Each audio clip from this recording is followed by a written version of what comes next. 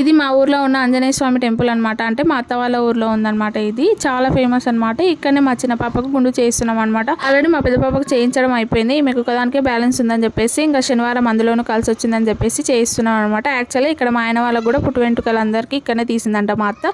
So పిల్లలకు కూడా తీద్దామంటే మేము ఆల్రెడీ శ్రీశైలంలో ఆయన తిరుపతిలో ఇలా తీయించామని చెప్పేసి సెకండ్ సారి అయినా తీద్దామని చెప్పేసి తీయిస్తుంది అనమాట. ఇక్కడ మా బావాల పిల్లలకు కూడా ఇక్కడే తీయించింది సెకండ్ టైం. ఇలా వెంట్రుకలు తీయడం అయిపోయిన తర్వాత ఇక ఆంజనేయ స్వామిని దర్శనం చేసుకున్న తర్వాత పక్కనే ఉన్న మా దేవర్ల గుడి అంట ఇది అని చెప్పేసి వచ్చామన్నమాట. ఇదేంటంటే ఇంకా వర్క్ లోనే ఉందన్నమాట. ఇంకా పెయింటింగ్ వేస్తున్నారు. మొత్తం కంప్లీట్ అయ్యేసరికి శివరాత్రి అలా టైం పడుతుందంట.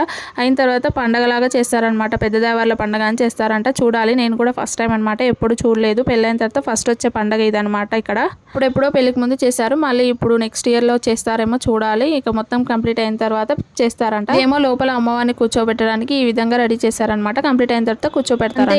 ఈ వీడియో వస్తే ప్లీజ్ సబ్స్క్రైబ్ చేసుకోండి.